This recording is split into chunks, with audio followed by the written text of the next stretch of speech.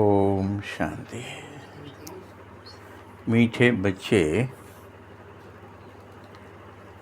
अकाल मूर्त बाप बोलता चलता तखत। अकाल मूर्त बाप का बोलता और चलता तखत यह ब्रह्मा है। जब वह ब्रह्मा तन में आता है तभी तुम ब्राह्मणों को रचता है।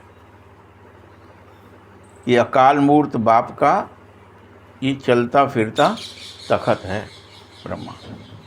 इस पर वो बैठता है आकर के और तुम्हारी रचना करता है। प्रश्न है, अक्लमंद बच्चे किस राज को समझकर ठीक रीति से दूसरों को समझा सकते हैं?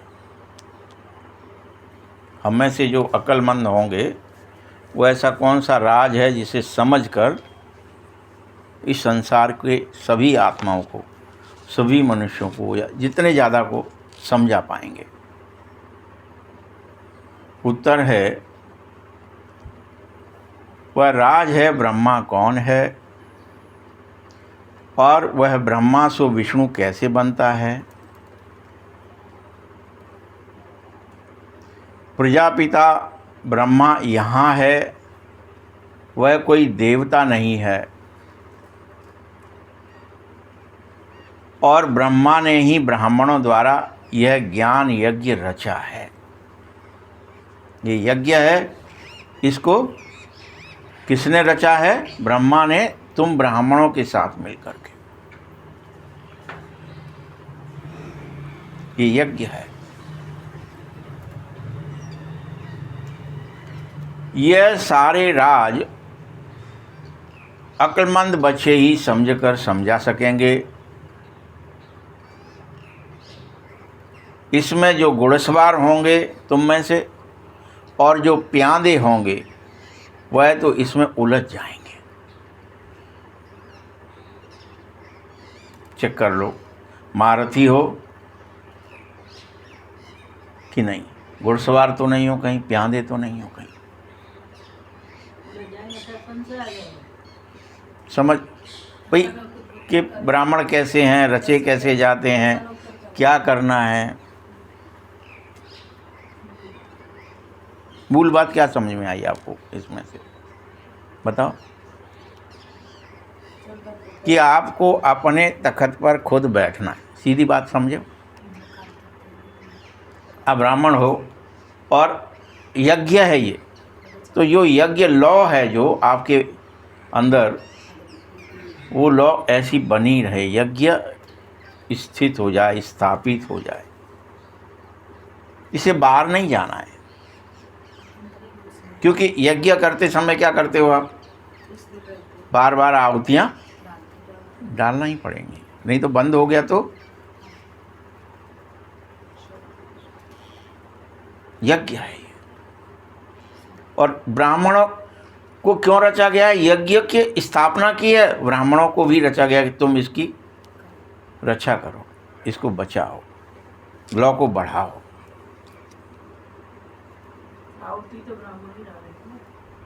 ऐसे ही किसी तो दूसरे लोग आए तो उन्होंने कोई ने कह दिया भाई साहब वो पिरामिड में बैठो, जैसे किसी ने कहा पिरामिड में।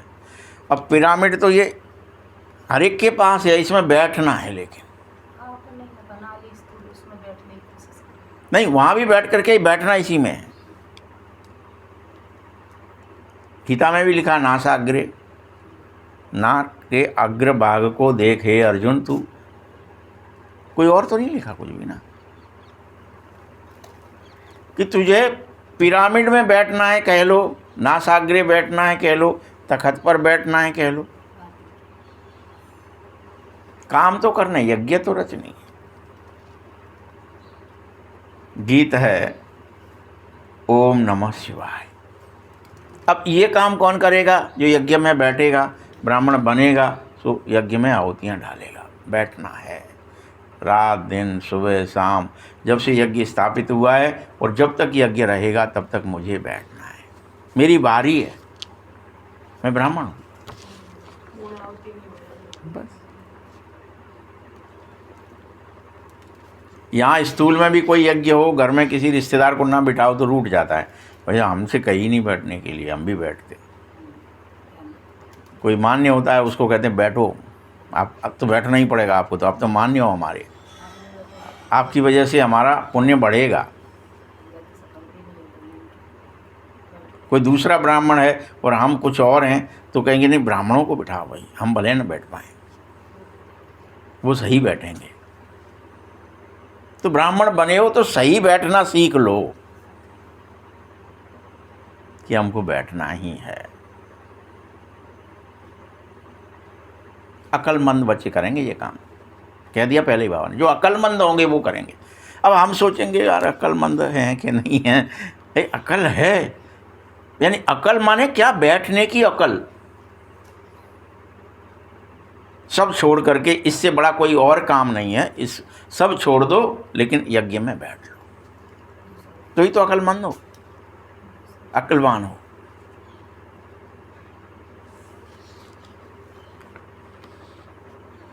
ओम शांति। भक्ति में महिमा करते एक की हैं, महिमा तो गाते हो ना, परंतु ना उसको जानते हो जिसकी महिमा गा रहे हैं, ना उसके यथार्थ उससे परिचय को जानते हो, ना उसे जानते हो ना उसका परिचय करते हो, कौन है, कहाँ मिलेगा, कैसा है, उससे क्या मिलेगा। यहाँ तो दिखा देते हैं ना, व्यक्ति है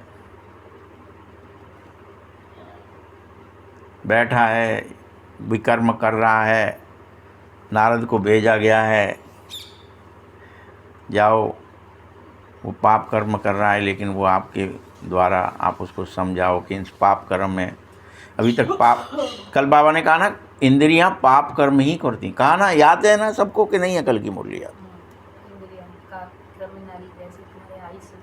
हाँ, तो सारी इंद्रियां तुमसे पाप ही करवा रही हैं। तो यही वो अंगुलीमाल है, यही वो व्यक्ति है जो बाद में वाल्मीकि बन जाता है। जब वो बैठ जाएंगे हम तो वाल्मीकि वह ब्रह्म समान। तुम सब रचना रच देंगे, तुम यज्ञ कर देंगे, तुम रामायण के रचनाकार, तुम त्रिकालदर्शी हो जाएंगे, तुम्हारी तीसरा नेत्र खुल जाएगा, सब होगा, लेकिन करना क्या पड़ेगा, इन इंद्रियों से जो आप अभी पाप कर्म कर रहे हो। ऐसे कोई जंगल है संसार, हम क्या दिखा दिया, वहाँ वो जंगल है, वहाँ पे वो पाप कर्म करता रहता है, दिन भर लूटता ही रहता है, इंद्रियों के लिए, भोगों के लिए, विलासिताओं की, अपन इंद्रियों को ही तो देते, किसके लिए लूटते हैं हम, समय, श्वास, संकल्प सब किस में लगा रखे हैं, इन इंद्रियों को भोग देंगे जाके। यही हमारी पत्नियाँ हैं, कोई मतलब हमारा परिवार है, इसको हम पोषित करते रहते हैं, चलो लूटो संसार से, और इनको अरे खाना देना है, इस शरीर को नहलाना है, शरीर को सुलाना है, शरीर को इसके लिए तो कर रहे हो आप दिन भर। और जब उनको ज्ञान मिल गया कि तुम इस पाप कर्म में ये संग देंगे, इस संग तो तुम अकेले, किसको भोगना है, अच्छा तुमने इंद्रियों को रस दिया और उसका भोग कौन भोगेगा, उसका जो परिणाम है कि तुम ईश्वर को याद नहीं किया और इंद्रियों के ही बस में रहे, तो इसका बाद में भोग वो तुम्हें दुख, जब तुम जाएंगे यहाँ से परलोक, तब अकेले जाएंगे, तब इंद्रियां तो होंगी नहीं, शरीर तो होगा नहीं, तो फिर तुम कौन भुगतेगा, हमने कहा वो तो तुम ही भुगतोगे, हम थोड़ी भुगतो, वो तो तुम्हारी मर्जी से तुम ला रहे हो, हमने थोड़ी कह दिया है। अरे ये तो गड़बड़ हो गई है कि इंद्रियां साथ भी नहीं देंगी। भाई पत्नी कोई साथ देंगी क्या, बच्चे कोई साथ देंगे क्या, माँ बाप कोई साथ देंगे क्या, वैसे ही दिखा दिया वहाँ पे, वो साथ नहीं देंगे, फिर क्या गड़बड़ होगी, फिर वो जीवात्मा खुद ही भोगेगी फिर से। तो उसको मैं क्यों भोगूं अभी, इसीलिए क्या ही करो, बैठ जाओ निरंतर, समाधिस्थ हो जाओ, सिंहासन पर बैठ जाओ, यज्ञ करो। तो जो मरा मरा करने वाला, मारो मारो पाप कर्म करने वाला पुण्य आत्मा बन गया, हम वाल्मीकि बन गए। हम कहानी किसकी हुई, कौन सी हुई, ओरिजिनल ब्राह्मण बनने की। क्या कहलाए? ब्रह्म समाना, यानी ब्राह्मण बन गए, ब्रह्म ऋषि कहलाए। क्या नाम है उनका? महर्षि, ब्रह्म ऋषि। बस।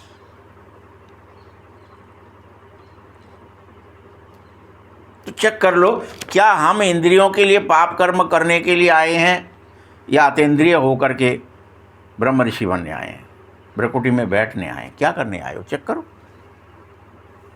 सब चेक करना, एक नहीं।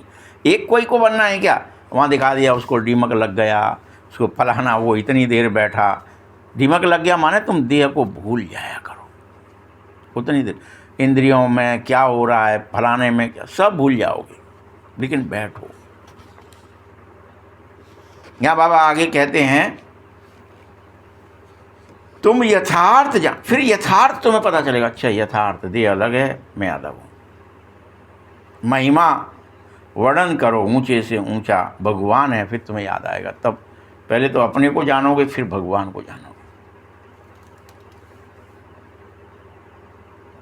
ब्रह्मा की संतान भी होंगे, लेकिन तुम सब ब्राह्मण ठहरे, और ब्रह्मा को भी ब्राह्मण जानते हैं और कोई नहीं। इसीलिए यह ब्रह्मा कैसे हो सकता है, दूसरे आकर के मूझ जाते, इसको ब्रह्मा बना रखा है इन्होंने।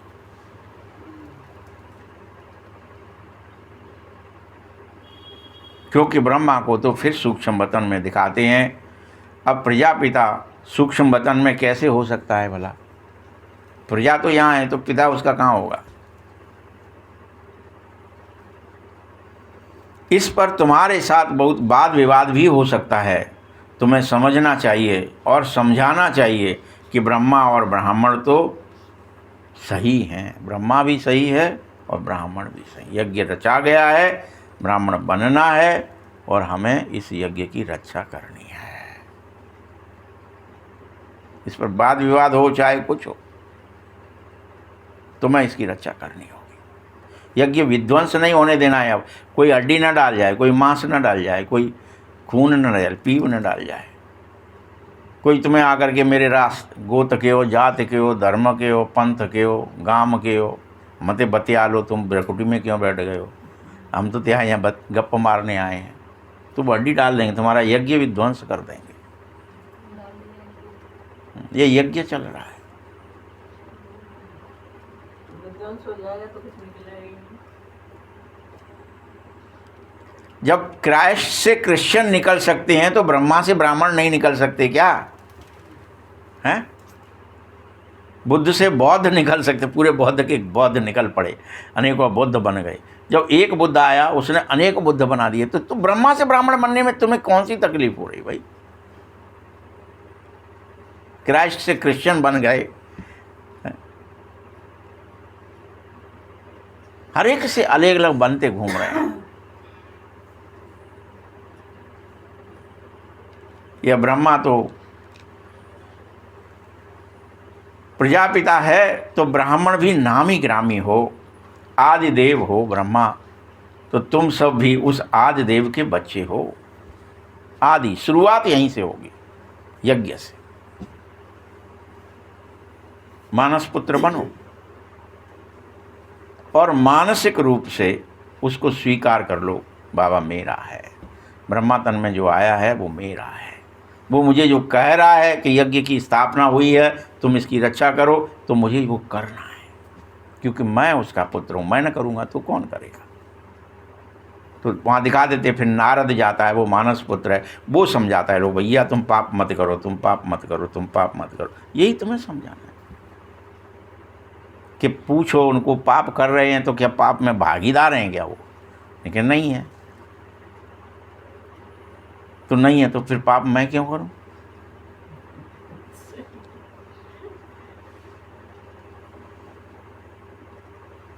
ब्राह्मण तो अपने को कहलाते हो, उनसे पूछना चाहिए ब्रह्मा को किसने क्रिएट किया। कभी कोई बता ना सके, जानते ही नहीं है, या तुम ही जानते हो। शिव बाबा का जो रथ है जिसमें भगवान प्रवेश करता है, वही ब्रह्मा कहलाता है।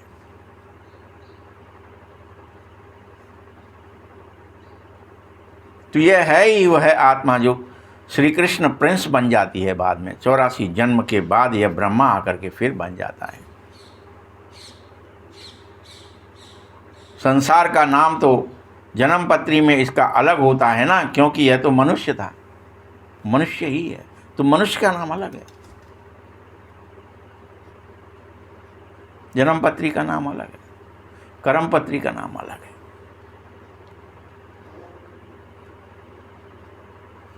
जब इसमें प्रवेश करता हूं तब इसका नाम ब्रह्मा रख देता हूं। क्या कह रहा है बाबा? प्रवेश करता हूं तब रखता हूं, यानी पवित्र बनो, प्रवेश हो जाएगा, करंट उतरेगा, नाम बदल जाएगा, तुम्हारा कर्म बदल जाएंगे, विचार, भाव, भावना सब बदल जाएंगे।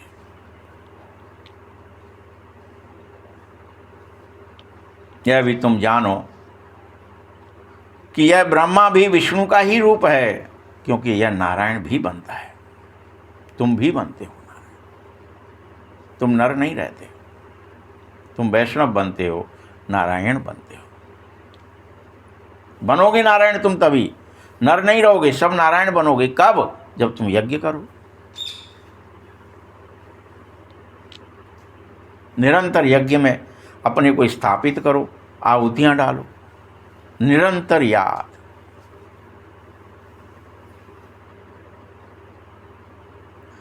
तुम 84 जन्म के अंत में यहाँ आए हो। तुम ये मत सोचो कि तुमने अभी खेल खेलना शुरू किया, तुम हो गए 84 जन्म, तुम खेल खेलते रहे हो। अब साधारण रथ है तुम्हारा, कोई दिव्य रथ भी नहीं है, शरीर तुम्हारा साधारण है, लेकिन इसमें ये शरीर सब आत्माओं के रथ हैं, सारे शरीर सभी आत्माओं के रथ हैं। इनमें महारत हासिल करो, तब महारथी कौन कहलाएंगे? जिसे महारत हासिल हो जाएगी, शरीर से कैसे बाहर निकलना है, कैसे अंदर जाना है, कैसे डिटैच होना है, कैसे अटैच होना है, ये महारत। कहते हैं ना, वो ड्राइवर बहुत अच्छा है, उसको महारत है, चाहे जितनी तेज चला ले जाता है गाड़ियों, चाहे मोटरसाइकिल हो, चाहे कार हो, हवाई जहाज हो, महारथी कहते हैं ना, महारत हासिल है। तो महारत हो तो चेक करो महारत हो कि नहीं हो, कि मैं जब चाहूँ तब देह में से बाहर हो सकता हूँ क्या, जब चाहूँ देह में आ सकता हूँ क्या वापस, जब चाहूँ जा सकता हूँ क्या। भाई आपको महारत है अभी हासिल कि घर से बाहर चाहे जब निकल जाओ, चाहे जब घर में आ जाओ, है ना महारत हासिल। ऐसे इस शरीर रूपी घर में चाहे जब आ जाओ, चाहे जब निकल जाओ, तो महारथी कहलाते हो। अपन कहेंगे नहीं महारथी क्या है, फिर कैसे समझें? समझ गए ना बात? अब महारथी समझ में आ गया तो चेक करो कि यदि प्यादे होंगे, यदि प्यादे हैं तो क्या ही समझ में आएगा। सिपाही हैं अभी तो भैया हम, प्यादे माने कौन? सिपाही। अभी अभी भर्ती हुए हैं मिलिट्री में, पुलिस में। हमको लड़ना आता ही नहीं है कि कैसे निकलें, कैसे घुसें, क्या करें, सीख रहे। या फिर घोड़सवार हो गए हो, मतलब कभी कभी घोड़े पे बैठ लेते हो, मन रूपी घोड़े पे, कभी मन रूपी घोड़ा तुम्हें पटक लेता है, कभी तुम फिर बैठ लेते हो, तो तुम घुड़सवार रह गए, फिर महारथी नहीं हुए। बनना क्या है सबको? जो महारथी होगा, क्योंकि जिसके पास महारत होगी वो फिर कह सकेगा आओ आप भी हमारे रथ पे बैठ लो बाबा। तो तुम्हारा रथ क्या कहलाएगा फिर? अर्जुन का रथ कहलाएगा, और भगवान को तुम अपनी सारे घोड़ों की लगाम सौंप सकोगे और कह सकोगे प्रभु आप बताओ कि हम इस रथ को जहाँ ले चलोगे, जो दिखाओगे, जो सुनवाओगे, जो बुलवाओगे, जो सोचवाओगे, सो हम करेंगे। हम तो पीछे बैठे हैं, आप ले चलो। सब तैयार हो ना इस बात के लिए? यहाँ पहले टांग के रखा था जानबूझ के वो रथ, हम दिखाने के लिए। तो अभी तो रावण ही रथी है ना। अभी कौन रथी है आपके इस रथ का? कृष्ण है कि रावण है? बताओ कि राम है? नहीं तो कौन है? सबके रथ पर रावण ही बैठा है। क्रोध बैठा है, काम बैठा है, देह अभिमान बैठा है। तो कौन बैठा है अभी? क्योंकि रावण तो रथी है, सभी रथों पर रावण ही बैठा है। लेकिन भगवान निराकार है, वो विरत है, अभी उसको कोई बिठाने को तैयार नहीं है कि बाबा आप बैठ लो, आ जाओ। उसके लिए भगवान को बिठाने के लिए दिव्य रथ चाहिए। तो भगवान ने कहा हमारे पास है रथ, सब समझाया ना फिर उन्होंने कि नहीं मेरे पास धीरज है, सौरभ है, फलाना है, ये रथ है, जाके ये पहिए हैं, जाके ये लगाम है, जाके ये घोड़े हैं, सब बताया ना क्लियर कट। लेकिन आपको समझ में आई क्या बात? फिर है क्या वो चीज़ आपके अंदर? धीरज है, सौरभ धीरज रथ दो ही चाका, दो पहिए हैं, है क्या दोनों? कि टूटे हैं क्या फूटे हैं? चेक करो, धीरज है क्या? कि मैं धीरज है, हाँ चाहे जितनी देर रोया मैं तो बैठूंगा यज्ञ में, है धीरज? मटके रहे हैं, अरे यार पाँव है, मैं भूल ही जाए इसे, तभी तो धीरज है। सत्य शील दृढ़ ध्वजा पताका, क्या सत्य है, शील है? चेक करो ना कि मेरे पास रथ है क्या, तब बैठेगा भगवान तुम्हारे रथ पर भाई, तब राम जी बैठेंगे। और वो दिव्य रथ जब भेजा तो बैठ गए ना। तो ऐसे अब एक दिखा दिया, एक पे बैठे, रावण सब पे ही बैठा है हमारे सभी रथों पर कौन बैठा है इस समय? काम क्रोध लोभ मोह लालच झूठ छल कपट, कौन बैठा है ये? फिर अपन कहें अरे रावण रथ पे बैठता है और भगवान जी के पास रथ नहीं है। क्यों नहीं है रथ? क्योंकि हम देना नहीं चाहते उनको, और रावण को हमने दे रखा है, लो भाई साहब तुम यूज करो इसको। अपन ने किसको दे रखा है अभी? क्रोध के लिए, लोभ के लिए, मोह के लिए, लालच के लिए, झूठ छल कपट करने के लिए अपन हाल तैयार हैं। चलो कहाँ चलना है बताओ, क्या करना है? काम करें, धंधा करें, बिजनेस करें, चोरी करें, डाका डालें, चलो सब तैयार है, सबके सब एक दूसरे को कह रहे हैं भाई साहब चलो चलो चलो। और भीड़ है, 60,000 हैं सगर के पूरे, इकट्ठे चलते हैं, आ जाओ हम संग आए, भले प्रेरित बनना पड़े लेकिन काम वही करेंगे उल्टे ही, क्योंकि हमने अपना रथ रावण को दे रखा है। चेक करो ना कि क्या हमने अपना रथ कौन सा है जो हमने दे रखा है? रावण को दिया है कि राम को? आप बता दो चलो। फिर कैसे कह सकते हो कि हमने, कि वो रावण पे रथ था और राम पे नहीं था? तो है ना, रावण को आपने दे रखा है, हमने दे रखा है, सबने दे रखा है कि भैया इसका उपयोग हम इंद्रियों का उपयोग भोगों के लिए करेंगे। तो हमने किसको दे रखा है अभी तब तक? चख लो, देख लो, रस ले लो, कान का रस, आँख का रस, देखने में रस, सुनने में रस। हमको कहाँ क्या चाहिए? विषय तो चाहिए। बोलने में रस, मजाक कराएंगे भैया, रस क्या लेते हो आप वहाँ? वो रस है कि नहीं है? हर तरह से रस ही लेना चाहते हो आप, हर चीज़ का। इंद्रियों से, समस्त 10 इंद्रियों से रस लेना चाहते, इसलिए रावण का रथ है ये तब तक, राम का नहीं है।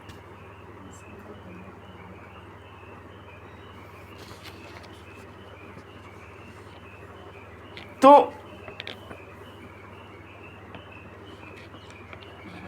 अकाल मूर्त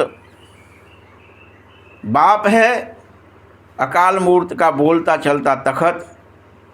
सिख लोग तो फिर उस तखत एक अलग से बना देते हैं, जिसको फिर वो अकाल तखत कहते हैं, और उस पर चौर जुड़ाते हैं। फिर ये अकाल तखत भाई साहब, इस पर मक्खी नहीं बैठ जाए, मच्छर नहीं बैठ जाए, चौर जुड़ा, इस पर कोई गंदगी ना आ जाए, कोई विष ना आ जाए, कोई तरह की कोई विकृति ना आ जाए, उसकी रक्षा करी जाती है। फिर अकाल तखत है भाई।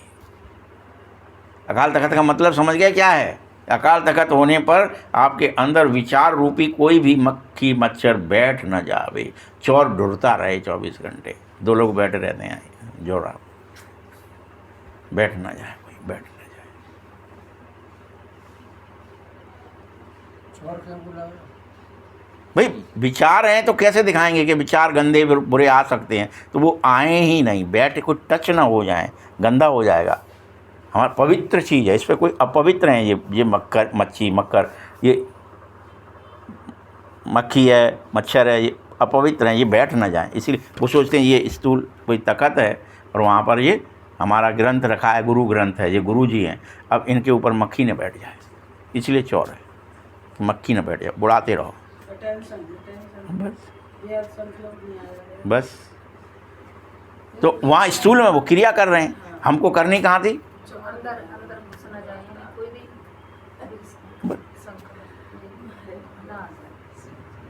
किसी किसी अपन ने यहाँ क्रियाएं करके देख ली हैं, लेकिन हम चूंकि ओरिजिनल चीज़ नहीं कर रहे इसलिए डुप्लीकेट करना अच्छा लगता है।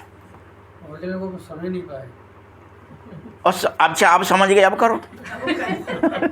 अगर मान लो ठीक है तब नहीं समझ पाए थे, भक्ति काल था, अब तो समझ गए कि अभी नहीं समझ पाए हो तो फिर बताओ। अब दिन भर क्या करोगे, चेक कर लेंगे आज, कल फिर बता देना कि हमने अपना चोर डराया था या हमने इसमें मक्खी और मच्छर बैठने दिए थे, गंदगी बैठने दी थी। चेक कर लेना फिर से, पता भी चल जाए तो इतना सहज नहीं है। आप समझो चोर डराना मेहनत है।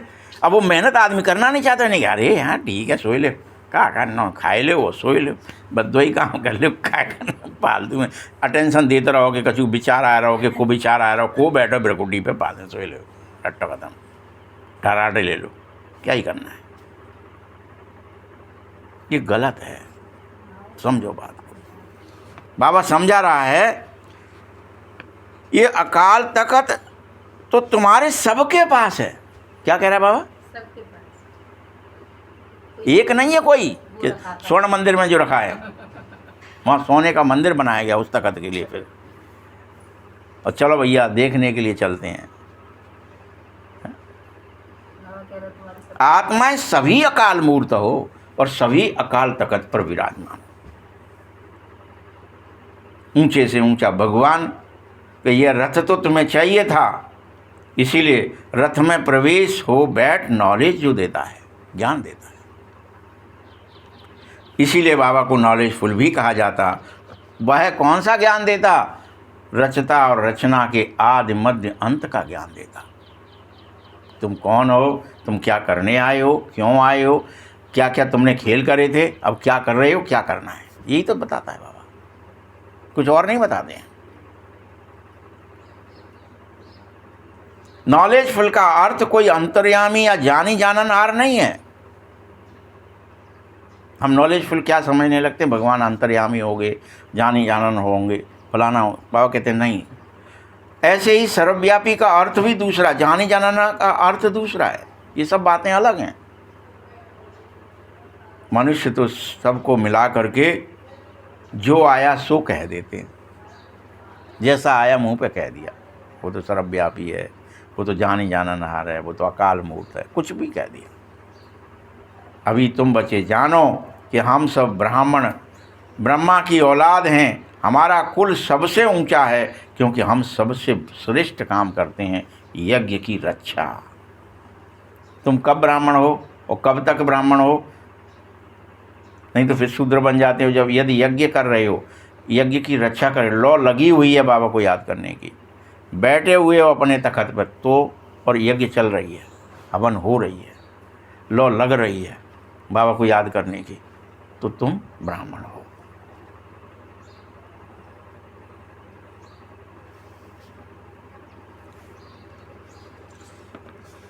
तुम्हें पता है इस समय तुम देवताओं से भी ऊंचे हो। ब्राह्मण जो है वो क्या हो? सबसे ऊंचे, सबसे चोटी, इसलिए चोटी कहा। क्यों? कि ब्राह्मणों से नीचे फरिश्ते हैं, फरिश्ते से भी नीचे देवता हैं, फिर देवताओं के नीचे क्षत्रिय, फिर वैश्य, फिर शूद्र, और सबसे ऊंचे फिर से ब्राह्मण। ऊंचे से ऊंचे, चोटी, सर्वोच्च स्थिति है ब्राह्मण होना। क्योंकि तुम इस समय ब्राह्मण हो तब क्या हो? ईश्वर की संतान हो। फरिश्ते हो तब भी ईश्वर की संतान। फरिश्ता और ब्राह्मण एक ही चीज़ है। ब्राह्मण होते हुए फरिश्ता बनना है बार बार, देवता अगली बार बनेंगे, सत्युग में। लेकिन यहाँ आपको दोनों स्थितियों में रहना है। कब सूक्ष्म में गए, सेवा करके आ गए, किसी को पता, क्योंकि आपको क्या आ गया है? महारत आ गई है। आप चाहे जब शरीर से बाहर हुए, सेवा करी, वापस आ गए। वो फरिश्तापना अलग से कहीं दिखा, इसलिए वर्णन नहीं करते उसका कभी, क्योंकि वो किसके अंदर पैदा होता है? वो ब्राह्मणों के अंदर ही पैदा होता है। महारती होने पर तुम्हारे अंदर फरिश्तापना आ जाएगा, तुम सेवाएं करेंगे, किसी को पता ही, तुम्हें खुद भी पता नहीं चलेगा। हमारा सूक्ष्म शरीर निकल के सेवा करे आया, वापस आ गया।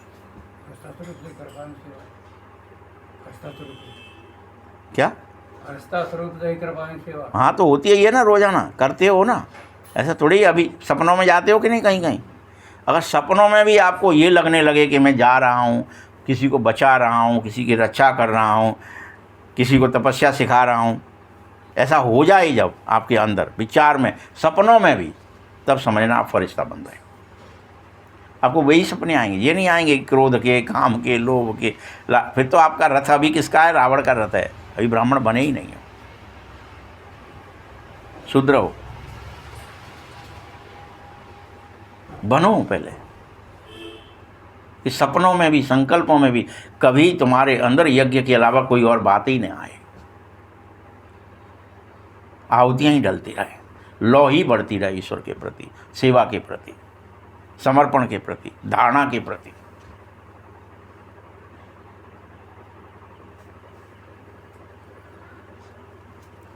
फिर उन्होंने, वे लोग देवताओं को ऊंचा रखते हैं, वास्तव में ऊंचा तुम्हारा ही कुल है, ऊंचे से ऊंचा। दूसरे लोग फिर क्या करेंगे? जब द्वापर में आएंगे तो कौन ऊंचा है? नहीं, देवता ऊंचे हैं, क्योंकि उनसे ऊंचे कौन है? जब तुम त्रेता में भी क्या हो, क्षत्रिय हो, तो क्षत्रिय से ऊंचे कौन है? देवता हैं। वैश्य से ऊंचे कौन है? देवता हैं। शूद्र से ऊंचे कौन है? तो उन सब ने क्या रखा तुम्हें? फिर देवताओं को ऊंचा रखा, ब्राह्मणों को भूल ही गए। कोई ब्राह्मण भी होते हैं, और ब्राह्मणों को देवताओं का पुजारी बना दिया। वो खुद ही बन गए, जो पूज्य थे वो ब्राह्मण क्या बन गए? फिर स्वीकार लिया उन्होंने, हम तो देवताओं के पुजारी हैं, हम ईश्वर नहीं हैं, ईश्वर के बच्चे नहीं हैं, हम तो पुजारी हैं, पूज्य नहीं है। पूज्य तो देवता हैं, हम भी पुजारी हैं।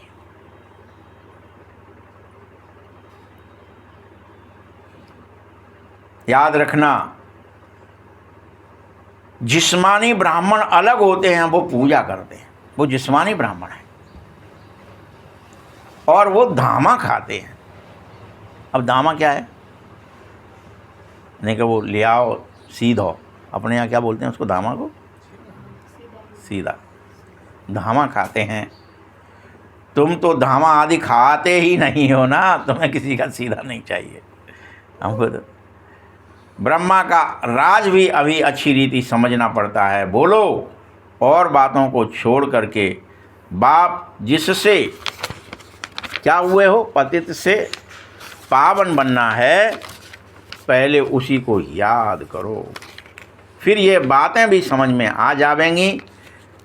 थोड़ी बात में संशय पड़ने से बाप को तुम छोड़ दोगे। अगर तुम्हें संशय आ गया, ये क्या करवा रहे हैं, ये क्या करवा, कोई आएंगे लोग समझाएं, अरे यार ये जिन्होंने फलां व्यक्ति को तुमने वो बना के रखा है, सिंधी है ये, तो फलाना हिंदी है ये जात का है, ये पंथ का है, इसके चक्कर में फंस गए हैं ये, तो क्या ही होगा? फिर संशय आएगा। संशय आएगा तो बाबा को छोड़ दोगे, कि वो काम ही नहीं करोगे आप ब्राह्मण बने का, महारत हासिल ही नहीं कर पाओगे। पहली मुख्य बात इसीलिए बाबा कहते हैं मुझे याद करो। अल्फ किसी शरीर को याद ही, उसके चक्कर में मत फंसो ब्रह्मा है कि ब्राह्मण हो। अल्फ को याद करो और वे की प्राप्ति करो। वे मतलब बात सही, उस भगवान और उसका वर्षा, भगवान और उसकी शक्तियाँ प्राप्त करो। भगवान को याद करो, भगवान की शक्तियाँ, वे माने बादशाही प्राप्त करो। माम एकम याद करो, मैं जरूर किसी में तो आऊँगा, उसका नाम भी होना चाहिए, उसको आकर रचता हूँ। ब्रह्मा के लिए तुमको समझाने का बहुत अकल चाहिए बच्चों, तब ब्रह्मा को समझा पाओगे। जो प्यादे और घुड़सवार हैं वो तो इसकी उलझन में खुद ही फंस जाएंगे, वो तो समझा ना सकेंगे। अवस्था अनुसार हर आदमी समझा सकता है, जिसकी जैसी जितनी ऊंची अवस्था होगी वही इस मुरली को उस हिसाब से समझाएगा। मुरली वही है, तुम अवस्था में चलो, जिस अवस्था में वहाँ से तुमको दिखेगा। ऊंचाई पर होगे तो ऊंची सब चीज़ें सही स्पष्ट दिखेंगे, नीचाई पर खुद ही हो तो कुछ नहीं दिखेगा। अकल चाहिए। ब्राह्मणों द्वारा ज्ञान यज्ञ रचा गया है तो जरूर ब्राह्मण भी चाहिए, प्रजापिता ब्रह्मा यहाँ चाहिए, जिससे ब्राह्मणों की रचना हो सके। ब्राह्मण लोग कहते भी हैं हम ब्रह्मा की संतान हैं, समझते हैं परंपरा से हमारा कुल चला ही आया है। जब से सृष्टि रची गई है ब्रह्मा ने, तो हमको भी रचा है और हम परंपरा से हैं। परंतु ब्रह्मा कब था ये किसी को पता ही नहीं है। ब्रह्मा तो संगम पर ही आता है, परंपरा से हमेशा ब्रह्मा नहीं रहता है। रचना हो जाएगी फिर क्या ज़रूरत है, तो पालना होगी, बाद में संगार का काम होगा। फिर दिखा देते वो सूक्ष्म मतन में शिफ्ट हो गया, चला गया यहाँ से।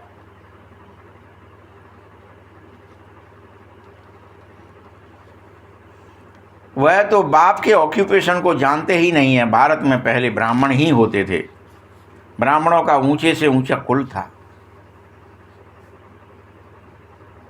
वह ब्राह्मण भी समझते कि हमारा कुल जरूर ब्रह्मा से ही निकला है, परंतु कैसे निकला, कब निकला, वह वर्णन नहीं कर पाते क्योंकि वो भूल जाते हैं।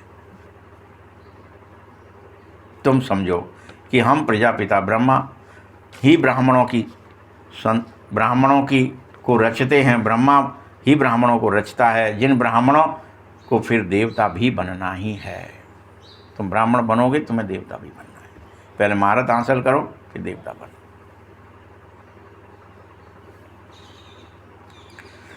बाप तो सिर्फ ब्राह्मणों को ही पढ़ाएगा, देवताओं को नहीं पढ़ाएगा, क्योंकि तुम ब्रह्मा मुख वंशावली जब हो तब प्रजापिता ब्रह्मा की संतान ही नहीं, शिव की संतान हो। तुम ईश्वर की संतान हो और ईश्वर तुम्हें ब्राह्मण बन करके ब्राह्मणों को ब्रह्मा के थ्रू पढ़ाता है। हाँ, ये वही सवाल है कि शिव जी बैठे हैं, ब्राह्मणों को ज्ञान सुना है। बस वेद शास्त्र शिव जी ने सुना है। हाँ, ये अभी की बात है, सिर्फ संगम की बात है। ब्राह्मणों की डिनाइस्टी नहीं चलती है, लेकिन ब्राह्मणों का जब ब्राह्मण बनते हो तब राज्य नहीं कर, डिनाइस्टी नहीं होती है तुम्हारी, राजा नहीं बनते ब्राह्मण। तो यहाँ दिखा दिया फिर, अरे ब्राह्मण थोड़ी राजा बनते, राजा तो और बनेंगे सब, वो ब्राह्मण तो बना देंगे भले ही किसी को भी, गुरु बन जाएंगे उनके, लेकिन वो राजा नहीं बनेंगे। नहीं कि राम के भी गुरु ब्राह्मण थे, कृष्ण के भी गुरु ब्राह्मण थे, परंतु वे राजा नहीं थे। भाई राजा कैसे बनेंगे? यहाँ राज्य होता ही नहीं है ना, यहाँ तो प्रजा का प्रजा पर राज्य, तब तुम ब्राह्मण बने हो, तो राजा कैसे बनो? डायनेस्टी कैसे होगी ब्राह्मणों की?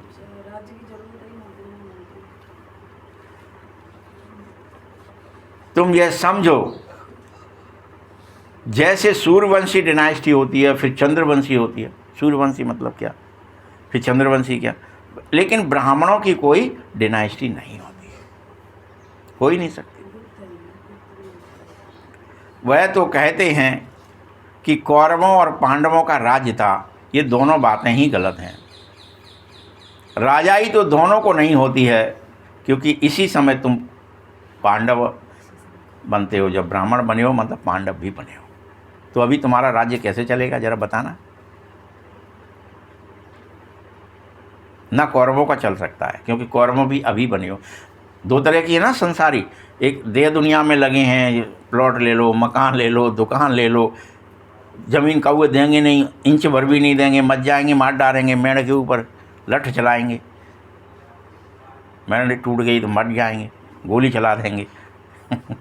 तो ये सब कौन है? कौरव हैं। युद्ध करेंगे, महाभारत कर देंगे, घर घर में महाभारत। तभी पांडव है, ईश्वर के अधीन है, शरण में है। बाबा तुम जानो, तुम कहो सो करेंगे, हमारा रथ ले लो और हमको अपने हिसाब से चलाओ, तो पांडव। तो कौरव और पांडवों की भी डिनाइस्टी नहीं होती है, क्योंकि प्रजा का प्रजा पर राज्य होता है, तब तुम कौरव और पांडव होते हो। तब उनको राजधानी नहीं कहेंगे, इसीलिए राजधानी किसकी दिखाई है? देवताओं की होती है। डिनाइस्टी सूर्यवंश की होती है, फिर चंद्रवंश की होती है, क्षत्रियों की। देवताओं की हुई सूर्यवंश माने देवताओं का राज्य, चंद्रवंश माने क्षत्रियों का राज्य। फिर बाद में अनेक आ जाते हैं। सूर्यवंश चंद्रवंश क्या दिखाया कि उनका पूरी पृथ्वी पर एक छत्र राज्य होता है, वो पूरी पृथ्वी के चक्रवर्ती सम्राट होते हैं। तो ये सब कहाँ चलता है? सिर्फ सतयुग और त्रेता में चलता है। उसके बाद तो ये धर्म वो धर्म सब शाखाएं फैल जाती हैं, अनेक आ जाते हैं, अनेक लूटो देश बनने लगते हैं, अलग अलग राज्य। पूरी पृथ्वी पर राज्य नहीं रहता है, देश देश का हो जाता है अलग अलग। फिर देश के अंदर प्रांत बनते रहते हैं, ये सब करते रहते, होता रहता है, सब पता है आपको। इस समय तुम्हारे पास कोई ताज भी नहीं है, बिना ताज के हो। पहले डबल ताज होता है, पहले पहले जब सूर्यवंश होते होता, क्राउन का भी ताज है, औरा भी है और मुकुट भी है। फिर धीरे धीरे सिंगल ताज हो जाता है द्वापर से, ये त्रेता तक रहता है, पूरा सतयुग और त्रेता, औरा और ताज। फिर सिर्फ सिंगल ताज है, औरा खत्म। लेकिन अभी टोपी आई, फिर टोपी भी खत्म है। कहाँ है अपने पास? कुछ नहीं, बिना ताज के कोई ताज नहीं, स्मृति ही नहीं। तो यह सब बातें इस समय की अच्छी रीति सिद्ध करके बताओ। जो बिल्कुल अच्छी धारणा वाला होगा वह अच्छी रीति जरूर समझा सकेगा इन बातों, क्लियर कट समझाओ। उसमें देर की क्या बात है, समझने और समझाने की क्या बात है। ब्रह्मा पर भी ज़्यादा बात समझाने की होती है। सोचते हैं विष्णु को भी नहीं जानते, इसीलिए समझते हैं ब्रह्मा भी विष्णु की नाभि से निकलता है। अभी कैसे समझाओ, कहाँ से आया, कोई नहीं था, और ब्रह्मा नाभि से निकल पड़ा और पवित्र हो गया, ऊपर कमल पे बैठ गया जाके, नाभि कमल से निकला। यह भी समझना होगा कि बैकुंठ को विष्णुपुरी कहा जाता है, तब लक्ष्मी नारायण का राज्य होता है। श्री कृष्ण प्रिंस होगा तो कहेंगे ना हमारा बाबा राजा है, ऐसे नहीं, कृष्ण का बाप राजा नहीं हो सकता। श्री कृष्ण प्रिंस कहलाता है तो जरूर राजा के पास जन्म हुआ। साहूकार पास जन्म ले तो प्रिंस थोड़ी ही कहलाए बेचारा। फिर से राजा सिस्टम आ जाएगा तब कृष्ण आएगा। क्या कह दिया, वोटिंग सिस्टम नहीं रहेगा। अभी वोटिंग पे देख रहे हो ना कितने विवाद होते रहते हैं, रोजाना हो रहे हैं, हंगामे हो रहे हैं इतने दिनों से। संसद ने वोटिंग सिस्टम गलत है, इसमें कुछ ये गड़बड़ी है, तो ज़्यादा फिर आपकी पोल खुलने लगेगी या हंगामे होने लगेंगे, तो सब सिस्टम ही बंद करना पड़ेगा। इतना हंगामा और बढ़ जाएगा फिर से। और सब अभी एक होने की, फिर से हमारा फिर से एक हो जाए, हम बड़ा सा राज्य हो जाएं और बड़ा हो जाएं, फिर पूरी पृथ्वी को एक करेंगे और सिस्टम चेंज हो जाएगा, राजा सिस्टम में। तब कृष्ण आएगा। तब इसलिए वो क्या कहेगा, बाबा क्या कह रहे हैं, प्रिंस कहलाता है वो। प्रिंस क्यों कहलाता है, प्रिंस प्रिंसेस राधा और कृष्ण, क्योंकि फिर राजा सिस्टम वापस आ जाता है। तभी तो लक्ष्मी नारायण पूरे विश्व पर राज्य कर पाएंगे। राजा सिस्टम नहीं होगा, प्रजा का प्रजा पर वोटिंग वाला सिस्टम होगा, तो थोड़ी ही राजा बन पाओगे कोई, फिर वैल्यू नहीं है। अभी तो वोट की वैल्यू है, चाहे आपको गुण है चाहे अवगुण है, उस समय फिर गुण ही गुण होंगे, और गुणवान जो सबसे ज़्यादा गुणवान है उसको राजा कहा जाएगा। उसकी अकल की वैल्यू आ जाएगी फिर से, कि निर्णय शक्ति कौन पे है, परख शक्ति किसकी सही है, किसके निर्णय सटीक होते हैं, उसको राजा बनाएंगे, जिससे हम सुखी रह पाएँ, समृद्ध रह पाएँ। बस राजा के पद और साहूकार के पद में भी रात दिन का फर्क हो जाएगा। श्री कृष्ण के बाप राजा का नाम ही नहीं है, कृष्ण का नाम कितना है। बाप का नाम ऊंच पद नहीं कहलाता, वह सेकंड क्लास का पद होता है। निमित्त सिर्फ बनते हैं कृष्ण को जन्म देने के, बस। वो कौन बनते हैं, राजा और रानी? श्री कृष्ण को जन्म देने के निमित्त बनते हैं, बस। योग बल से जन्म दे पाएँ, इतना उसके लिए बनते हैं। ऐसे नहीं कृष्ण की आत्मा से वह ऊंचा पड़ा हुआ होगा, नहीं। श्री कृष्ण ही तो फिर नारायण बनेगा ना, बाकी बाप का नाम ही गुम हो जाएगा। यही है जरूर, वह भी ब्राह्मण ही, परंतु पढ़ाई में कृष्ण से कम ही रहता है। तभी तो श्री कृष्ण का इतना नाम हो जाता। कृष्ण का बाप कौन होता है ऐसा किसी को पता तक नहीं रहता। आगे चल तुम्हें सब पता चलेगा, लेकिन कौन बनेगा, कैसे बनेगा, तुम खुद देखोगे अपने आप जीवन में कि ये कृष्ण बनेगा या कृष्ण का बाप बनेगा, ये माँ बनेगी, यहाँ जन्मेगा कृष्ण।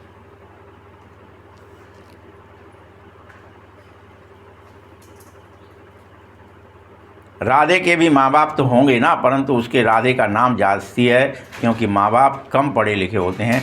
राधे का नाम सबसे ऊंचा होता है, वहाँ भी होता है। ये डिटेल की बातें हैं बच्चों, और तुम बच्चों को समझाने के लिए बता रहा हूँ, सिर्फ तुम्हें क्या समझा, इसलिए तुम्हें पढ़ा रहा हूँ। सारा दारोमदार पढ़ाई पर ही है। ब्रह्मा पर भी समझाने का अकल चाहिए तो समझाना, ऐसे ही नहीं कि हम ब्रह्मा कौन है कुछ भी समझाने लग गए। अकल चाहिए। जो कृष्ण है उसकी आत्मा 84 जन्म भोगती है, फिर वह ब्रह्मा बनती है। सब इकट्ठे तो नहीं आ जाएंगे, जो पढ़ाई में पहले होते हैं वही तो पहले नंबर आते हैं। यह बड़ी महीन बातें हैं, कम बुद्धि वालों को यह धारणा होगी नहीं, ये बातें समझ में नहीं आएंगी।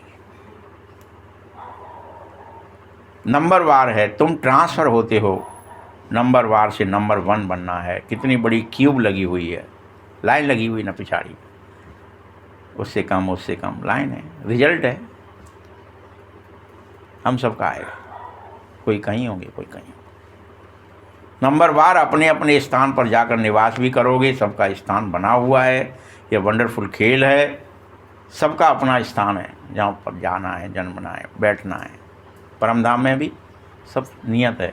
ऐसे ही जन्म में भी कौन जन्मेगा, उसके बाद कौन जन्मेगा, उसके बाद कौन जन्मेगा, और फिर यहाँ राज्य करेगा। एक कृष्ण राधा कृष्ण चले जाएंगे, फिर दूसरा लक्ष्मी नारायण आएगा ना, तीसरा लक्ष्मी नारायण आएगा ना, तो वो नंबर वार आएंगे। ये वंडरफुल खेल है, परंतु कोई समझ नहीं सकता अभी। हम और आप क्या है उसको समझ नहीं पाते, कैसा खेल है। इसको कहा जाता है कांटों का जंगल। अभी समझ में नहीं आता, इसलिए क्या कह दिया। कहाँ पे है सारे दैत्य, रावण जंगल में। कहाँ से ले गया सीता को उठा के, जंगल से। वो मार रहा भी है, बनने से पहले, वाल्मीकि बनने से पहले तो क्या ही किसको मार रहा है, जंगल में लोगों को मार रहा है। तो हम ये संसार अभी जंगल कब तक है, जब तक हम इंद्रियों को विषय में लगाए हुए हैं, तब तक ये संसार जंगल है हमारे लिए, ये याद रख लेना। यहाँ एक दूसरे को दुख दे रहे हो तुम, इसलिए भी ये जंगल है। जंगल की परिभाषा दूसरी बताई बाबा ने आप फिर से, कि तुम यहाँ क्या करते हो, कोई ना कोई को, चाहे भले खुद को ही दे लेते हो, अरे यार मुझसे ये गलती हो गई, दुखी हो गए। वो फलानो ले ले तो तुम आज करोड़न को है जा, तो वो फलानो कर ले तो ये है जा, तो दुखी हो रहे हो ना।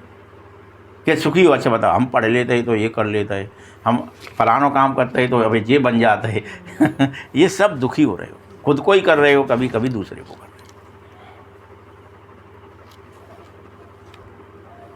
हो। वहाँ नेचुरल खुशी होती है, सुख होता है। यहाँ आर्टिफिशियल सुख है।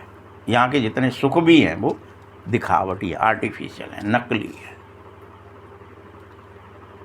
रियल सुख एक ही है जो बाप ही दे सकता है, अतीन्द्रिय सुख है वो भगवान देने आया है।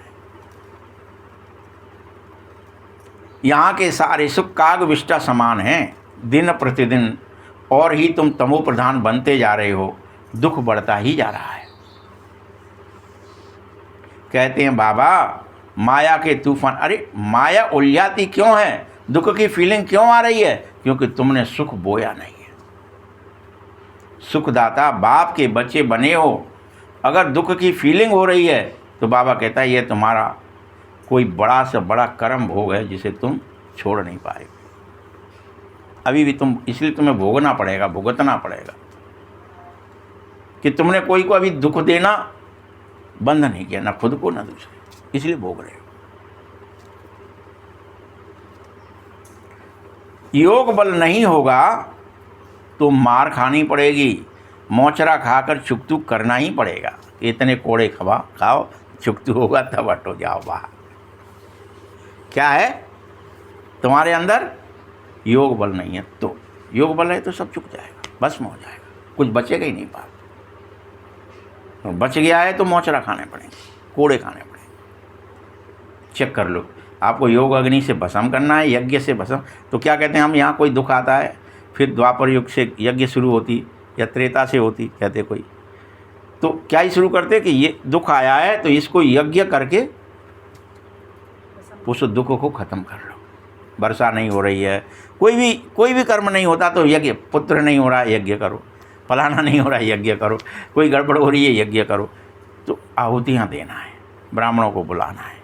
वो फिर स्थूल में भी होता है। अभी तुम योग की अग्नि जला लो, आहुतियाँ दे लो, पाप को भस्म कर लो, तो तुम्हें दुख होगा ही नहीं।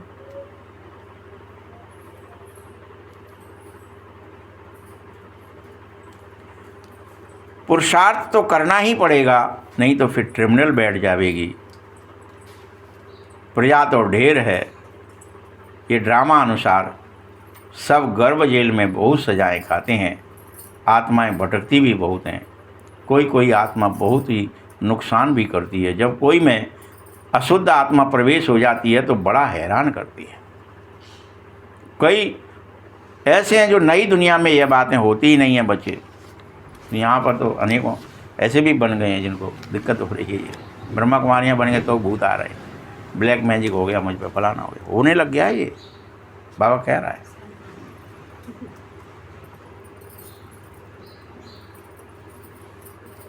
अभी तुम पुरुषार्थ करो, वहाँ जाकर नए नए महल बनाने पड़ेंगे, राजाओं के पास जन्म लो।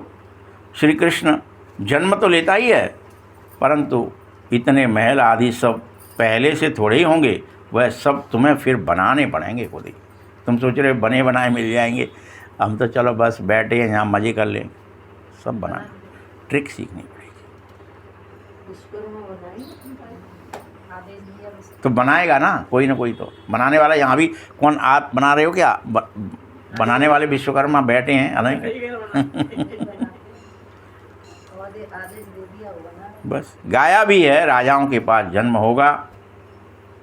फिर आर्टिफिशियल नाटक, अभी थोड़े ही बाबा बता देगा, वह फिर आर्टिफिशियल नाटक हो जाए, नहीं तो अभी बता दे तो वो रियल नाटक है, आर्टिफिशियल नहीं, दिखावे वाला नहीं। अभी बाबा कुछ नहीं बता सकता था कैसे होगा, क्या होगा, कुछ भी नहीं। इसीलिए बताता कुछ भी नहीं हूँ। ड्रामे में बताने का नूद ही नहीं है, बताया नहीं जाएगा। जब आपका टाइम आएगा तो आप खुद देखोगे सत्युग क्या है, कैसा है।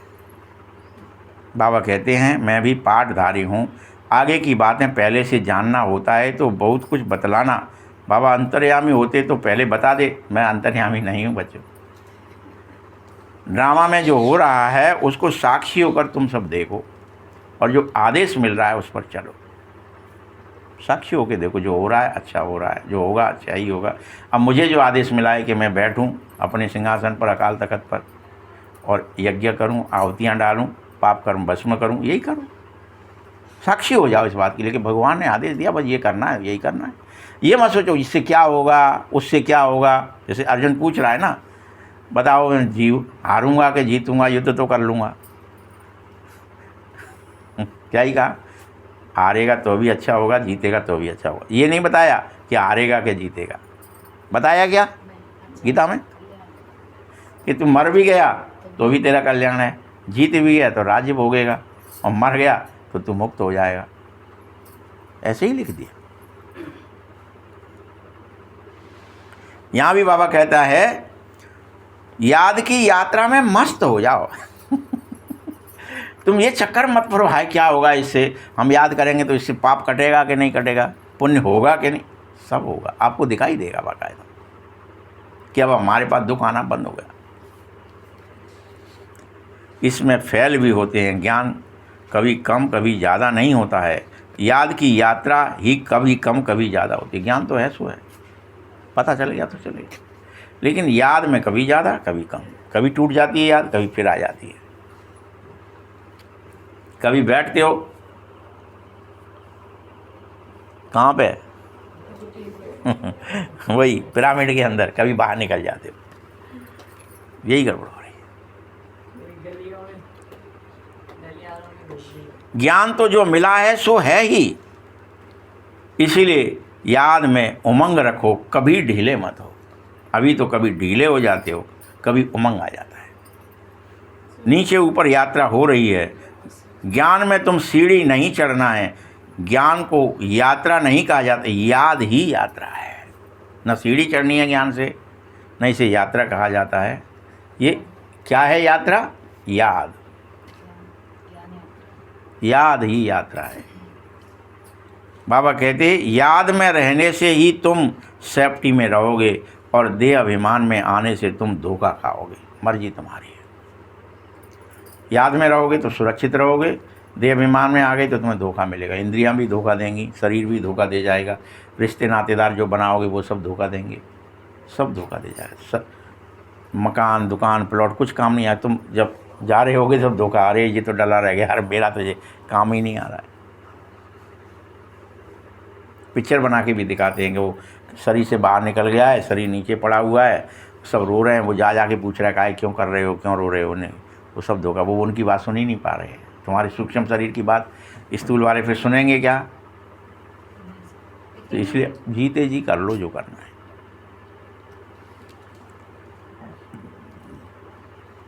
बहुत धोखा खा रहे हो, विकर्म कर रहे हो, काम महाशत्रु है, उसमें फेल हो जाते हो। क्रोध आदि की बाबा इतनी बात नहीं करता है, काम की सबसे ज़्यादा करता है। ज्ञान से या तो सेकंड में जीवन मुक्ति मिलेगी, या फिर कहते हैं सागर को स्याही बनाओ तो भी पूरा नहीं हो सकता है। तो यहाँ तो सिर्फ कहते हो ना अल्फ को याद करो तो ऑटोमेटिक वे मिल जाएगी। बात सही तो अपने आप मिल जाएगी, बस बाबा को याद तो करो। याद करना किसको कहा जाता है यह भी नहीं जानते क्या? कि बाप ये भी बताए याद किसको करना कहा जाता है। कहते हैं कलयुग में हमको सतयुग में ले चलो। पुरानी दुनिया में बड़े दुख हैं बाबा। अरे देखते हो ना बरसात में कितने मकान गिर जाते हैं, कितने लोग डूब जाते हैं। बरसात आदि ये सब नेचुरल कैलेमिटीज़ के रूप में बहुत आ रही, बहुत ज़्यादा मूसलाधार बारिशें होंगी जगह जगह, जिसको कहते हैं ना बादल फट गया फलाना हो गया, और होगी ही। गांव के गांव दबेंगे, कोई नहीं रोक सकता। उत्तराखंड में हो रहा है कि नहीं?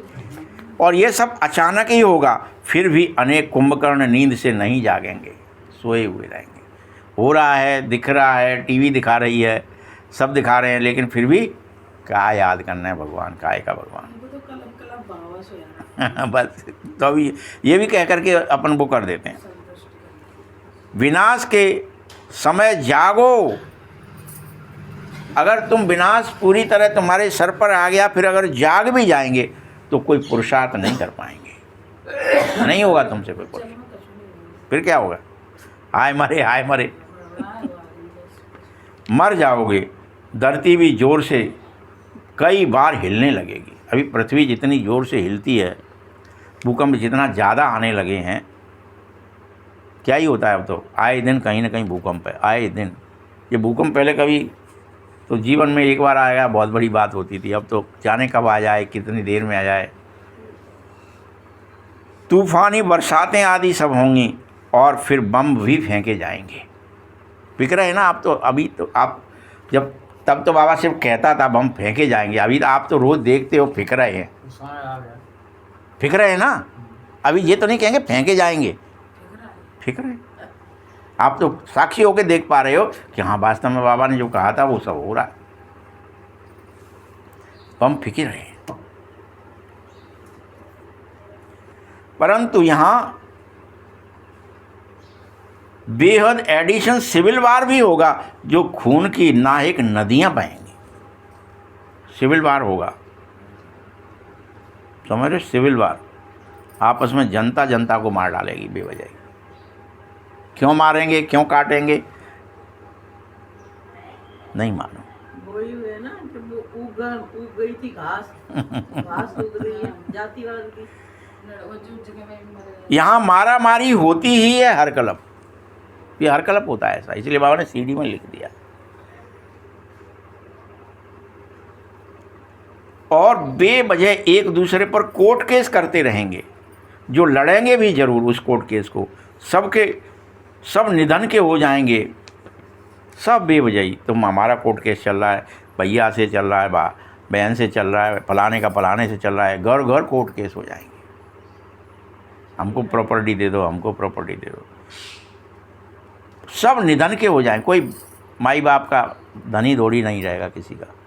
सिर्फ तुम हो धनी के। कौन हो? हाँ, सिर्फ तुम हो धनी के, बस। कोई लड़ाई आदि तुमको करनी ही नहीं है किसी से भी। तुम ब्राह्मण बने हो ना, तो अब तुम्हें किसी से लड़ना झगड़ना नहीं है, ना एक किसी से बातें भी नहीं करनी है। बेवजह की कोई बातें भी नहीं करनी है कि बतिया ही लेते हैं, बातें में ही बड़बड़ हो जाए, पता चला, और गोली चल जाए। करनी नहीं है बात। शिव बाबा पतितों को पावन बनाता है, वह तो वही तुम्हारा पतियों का पति है, उससे तुम्हारी अब सगाई हो गई है, इसीलिए तुम अब ऐसे पति के साथ मिलो। कब मिलोगे पूछ रहा है। तुमने सगाई कर ली, अब मिलो। आत्माएं कहती हैं शिव बाबा हमारी तो आपसे सगाई हो गई है, अब हमसे आप कब मिलेंगे? कोई तो सच लिखता भी है, कोई तो बहुत छिपा लेते हैं इन बातों को भी। सच्चाई से लिखते ही नहीं है कि बाबा हमसे ये जरूर भूल हो गई है, हमको तुम क्षमा कर दो। अभी भी हम चाहे 100 साल के हो जाएं, हमारी इंद्रियों की कामना वासना जा ही नहीं रही है, भड़क ही रही है, और क्षमा भी नहीं मांग रहे बाबा से कि ये क्या हो रहा है मेरे संग। क्षमा कर। अगर कोई विकार में गिर रहे हो, अगर बुद्धि से ही गिर रहे हो, विचार कहाँ आता है? क्रोध काम सब कहाँ आता है? बुद्धिमान। फिर अगर बुद्धि से ही गिरोगे तो फिर बुद्धि में तो धारणा होगी नहीं ना। ज्ञान धारण कैसे होगा? तुम्हारे को सुनाई क्या देगा? तुम्हारे तो दिखाई देगा, वो जी मौड़ी आ गई, जी मौड़ा आ गो, इसके संग ये करेंगे काम ही बने बैठे हो।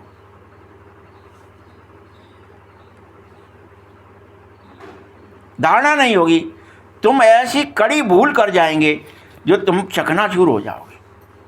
कड़ी भूल होगी तुमसे, फिर क्या हो जाओगे तुम? चकनाचूर कह रहा है बाबा। मैं तुमको गोरा बनाने आया हूं और तुम मानते ही नहीं हो, झट काला मुंह कर लेते हो। बाबा क्या कहता है? गोरे बनो गोरे बनो गोरे, और तुम ले मोल से 2 खट से।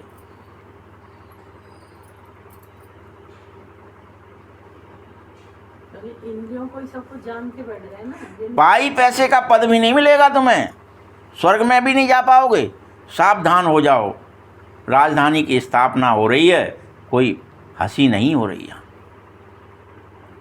सावधानी से सुनो मुरली, समझो कि गंगा आई हुई है ज्ञान की, तुम्हारे ऊपर बरस रही हो, तुम अलबेले अभी भी मस्ती में, देह अभिमान में ही डूबे। नहीं, कोई तो हार खाकर जन्म जन्मांतर के लिए पद भ्रष्ट भी होंगे। ऐसे होंगे तो मुरली सुनाई नहीं देगी, समझ में नहीं आएगी बात कि हमें काम जीत बनना है, क्रोध जीत बनना है, लोभ मोह अहंकार सब मारने हैं, और जन्म जन्मांतर के लिए पद भ्रष्ट कर लेंगे। अरे हमसे नहीं हो पा रहा, हम तो, हमारी इंद्रियां तो अभी भी चंचल हैं, इतनी उम्र हो गई तो अभी।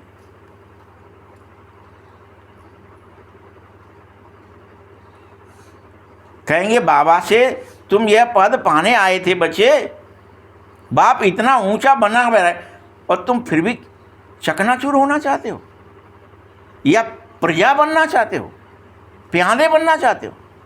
बाप चाहता है नारायण बन जाओ और तुम मानते ही नहीं, काला मुंह करे बगैर।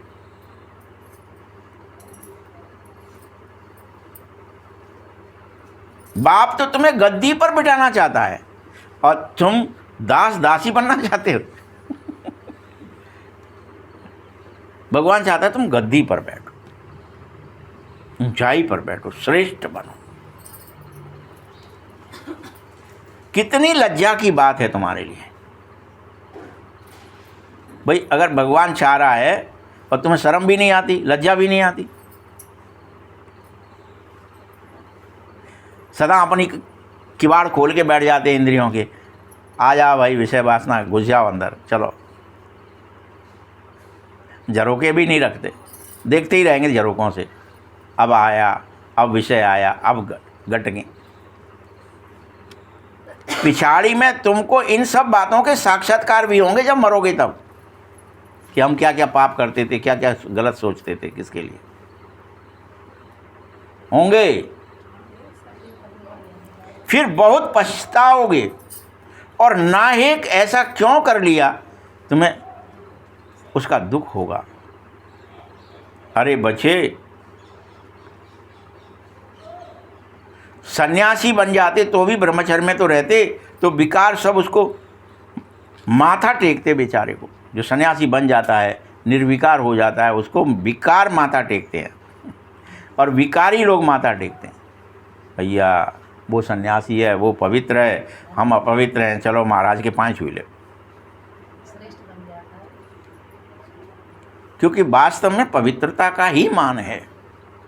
कौन पैर छुएगा जब तुम यहाँ पे बूढ़े होकर के भी विकारों में जाओगे तो, और विकारी विचार करोगे तो। चले आएंगे मुक्त तरीके से, लगे रहेंगे। अरे भाई विषयी है, इससे दूर रहो जरा। किसी की तकदीर में ही नहीं है, जो बाप आकर पढ़ा रहा है उसको पढ़ लें, गफलत ही करते रहते, चित्त को इधर उधर चलाते ही रहते, मानते ही नहीं। हाँ, भगवान को न देके दुनिया को दे रहे हो। याद ही नहीं करना चाहते, संसार को ही याद करना चाहते हो, शरीरों को ही याद करना, शरीरों में ही बुद्धि लटकाई हुए, कब आ जाए कोई, दिख जाए मुझे, सुन जाए, फ़ोन कर लें, बतिया लें कहू से। ये बहुत ही विकर्म बन रहे हैं तुम्हारे, सावधान हो जाओ। तुम बच्चों पर अब बृहस्पति की दशा है, तुम ये मत सोचना गुरुजी छोड़ देंगे तुम्हारे, बृहस्पति की दशा बैठ गई है। इसीलिए इससे ऊंची दशा और कोई होती ही नहीं है। दशाएं चक्र लगाती रहती हैं तुम बच्चों पर, लेकिन बृहस्पति की दिशा सर्वश्रेष्ठ है।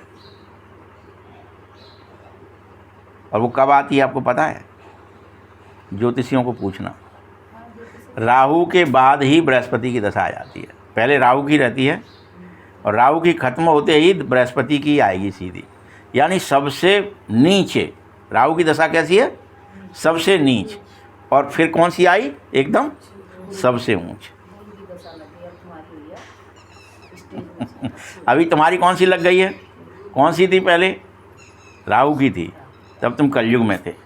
कलयुगी बातों में बुद्धि, मन, संसार, इंद्रियों में फंसे थे। अब बृहस्पति की लग गई है, इसीलिए तुम बच्चों पर बृहस्पति की दशाएं हैं। दशाएं चक्कर लगाती रहती हैं, बाबा कह रहा है, वो तो लगती एक के बाद एक लगती रहेगी। अच्छा, मीठे मीठे शकील दे बच्चों प्रति माता पिता बाप दादा का याद प्यार और गुड मॉर्निंग। रूहानी बाप की, रूहानी बच्चों को नमस्ते। रूहानी बच्चों की भी बाप दादा बहुत बहुत याद प्यार और नमस्ते। धारणा के लिए मुख्य सार है, इस ड्रामा के हर सीन को साक्षी होकर ही देखो। क्या करो? साक्षी होकर देखो। एक बाप की याद में ही मस्त हो जाओ। सिर्फ याद की यात्रा में कभी उमंग कम नहीं करो। बहुत हो गया, देर हो गई, कई दिनों से बैठे हैं, कई घंटे हो गए, उमंग, अरे भाई मैं तो बैठा हूँ पिरामिड के अंदर, मुझे बाहर निकलना ही नहीं है। मेरे ऊपर तो अथाह धार पड़ रही है किरणों की, करंट की। कैसे हो जाओ? याद में मस्त हो जाओ। मस्त कह रहा है बाबा। याद की यात्रा में उमंग कम नहीं होना चाहिए, बिल्कुल कि अब कम, अब तो बहुत हो गया, ऐसा नहीं होना चाहिए। उमंग कम, और उतर जाए करंट, और उतर जाए, और उतर जाए। आनंद आने लगे। हाँ, दूसरा पॉइंट है, पढ़ाई में कभी गफलत भी नहीं करनी है। अपनी ऊंच तकदीर बनाने के लिए तुम्हें पवित्र जरूर जरूर बनना है। सबसे बड़ी बात कहाँ पे आ जाती है, अटक जाती है? पहले मूलाधार। हाँ, पवित्र यानी चित्त को भटकाओ मत दे हमें। स्त्री है तो पुरुष में भटका रही है, पुरुष है तो स्त्री में ये गड़बड़ है। स्त्री पुरुष बन जाते हो, आत्मा नहीं बन पाते। हार खाकर जन्म जन्मांतर के लिए पद भ्रष्ट मत करो। आज भी सब अपने अपने चित्त में अगर देह में ही स्थित हो जाए, आत्मा में तो छोड़ो, तो भी ये सब एकदम पाप खत्म हो जाए संसार से। वरदान है सच्ची सेवा द्वारा अविनाशी अलौकिक खुशी के सागर में लहराने वाले खुश नसीब आत्मा भव।